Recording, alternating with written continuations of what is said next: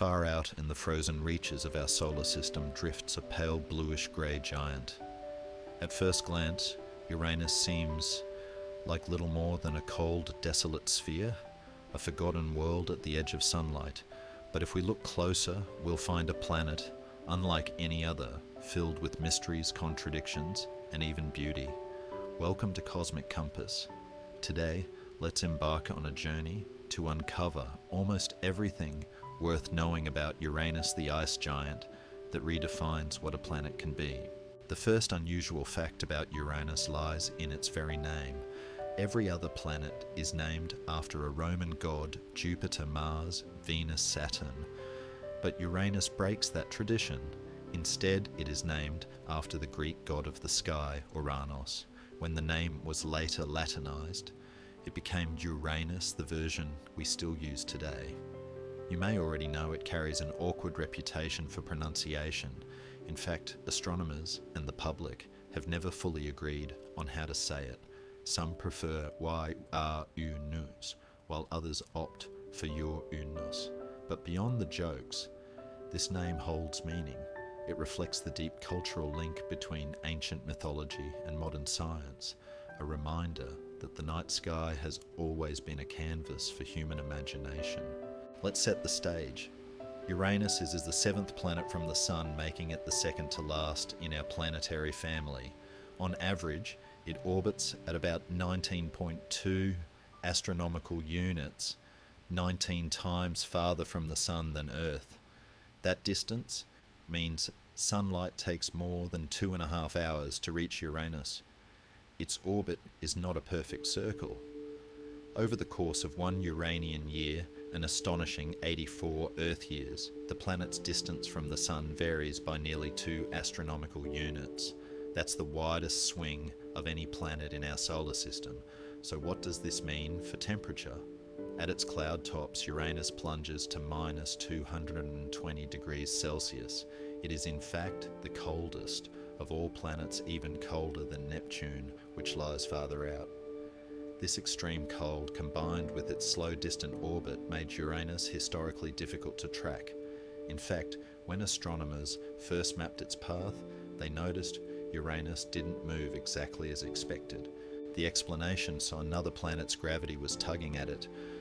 By calculating the disturbance, scientists predicted the location of Neptune discovered soon after. And here's a curious parallel today. Some astronomers suspect that unexplained motions in the outer solar system may hint at yet another hidden giant, so-called Planet 9. If it exists, it will echo the very discovery story of Neptune. Now comes one of the most astonishing features of Uranus, the way it spins. Most planets rotate like tops spinning upright on the table of the solar system, but Uranus has fallen over. Its axial tilt is 97 degrees, so extreme that the planet effectively rolls around the Sun on its side. What does that mean for seasons? At solstice, one hemisphere faces the Sun for 42 years of continuous daylight, while the opposite side sinks into 42 years of unbroken darkness. Only a thin band around the equator experiences a kind of twilight day-night cycle. Imagine being born in shadow and not seeing the sun rise until middle age. That is life on Uranus.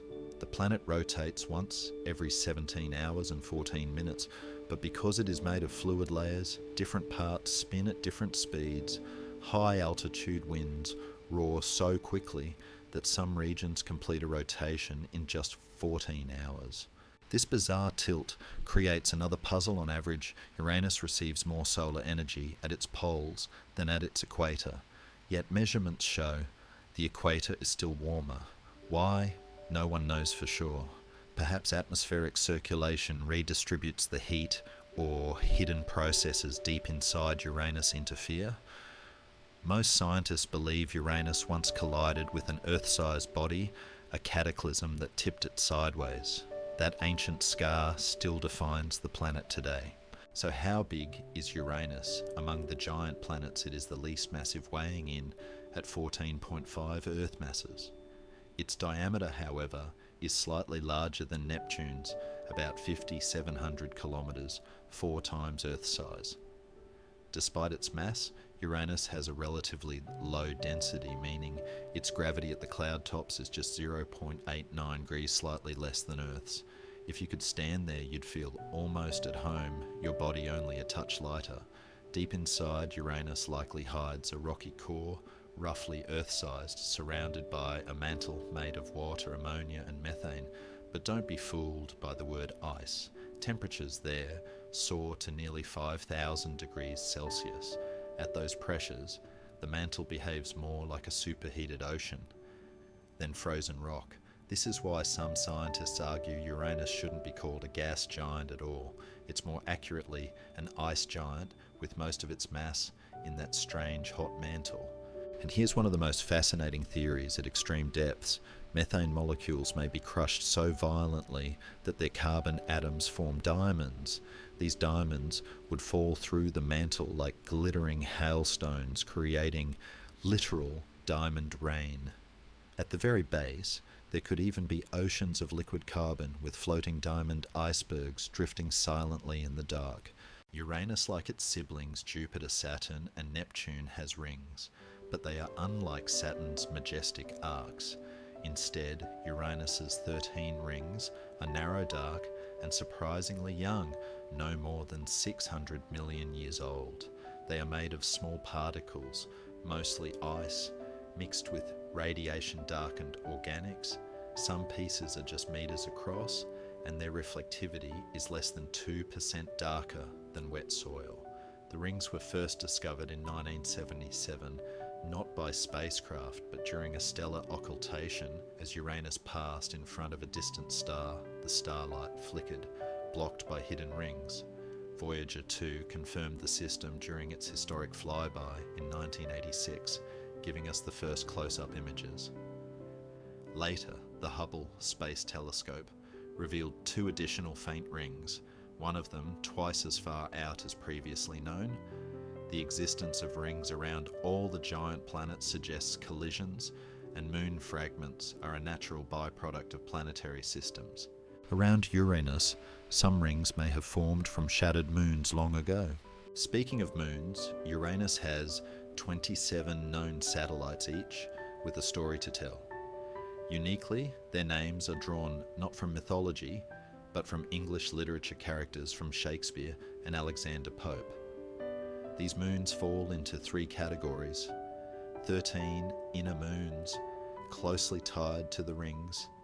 Most are tiny and unstable, constantly tugging at each other's orbits. The largest puck is only 162 kilometres wide. Over time, collisions among these small moons may create new rings or destroy old ones. 5 major moons: Miranda, Ariel, Umbriel, Titania, and Oberon. Titania is the largest at 2,600 kilometres, ranking as the 8th biggest moon in the solar system. Omiranda is perhaps the strangest, with cliffs and fractures so extreme it looks stitched together from mismatched pieces. Oariel is bright and geologically active, while Umbriel is dark and inert. Titania and Oberon may both hide subsurface oceans beneath icy crusts. 9 irregular moons distant and likely captured objects. The largest Sycorax spans about 200 kilometres. Like their parent planet, these moons share the same tilted orientation. During Uranus's solstices, the sun would circle endlessly overhead, from their surfaces never rising or setting. Daylight or darkness would last decades. Now let's return to Uranus itself. What kind of weather does this sideways planet endure? Because of its tilt, Uranus experiences the most extreme seasonal cycles in the solar system. As it approaches solstice, the poles brighten and methane clouds thicken, creating luminous caps. As the planet moves away, these fade. Storms are rare compared to Jupiter or Neptune, but telescopes have captured them: white clouds and dark spots stirred by seasonal shifts. In infrared light, faint bands encircle the planet, invisible to Voyager's cameras at the time. And then there's the magnetosphere, one of Uranus's strangest traits. On Earth, The magnetic field emerges from the planet's centre and aligns roughly with its axis. Not so for Uranus. Its magnetic field is offset and tilted nearly 59 degrees from the rotation axis. This skew means the field is stronger at the North Pole than the South. Some theories suggest the magnetic field originates not from the core but from the convecting mantle of hot ices. Others even speculate that the diamond ocean deep within could distort the field. The result is a magnetotail, a stretched out plume of magnetism that spirals like a corkscrew millions of kilometres into space. If we could see it with our eyes, it would be one of the strangest sights in the solar system. So what have we learned? Uranus is more than a pale dot at the edge of the sun's reach. It is a tilted world of endless seasons, a planet where diamonds may fall as rain, where dark rings circle silently and moons carry scars of ancient violence. For now, much of Uranus remains a mystery. Only Voyager 2 has visited almost 40 years ago. Since then, telescopes have expanded our view, but countless questions remain. Why is its equator warmer than its poles? How exactly does its magnetic field form? Could its moons hide oceans capable of supporting life? One thing is certain: Uranus challenges our expectations of what a planet should be, and it reminds us that even within our own solar system, there are still secrets waiting to be uncovered. Thank you for joining us on this journey. If you'd like to explore more of our cosmic neighbourhood, check out our playlist on the other planets, and don't forget to subscribe so you won't miss what comes next. Until then, this has been Cosmic Compass. See you next time.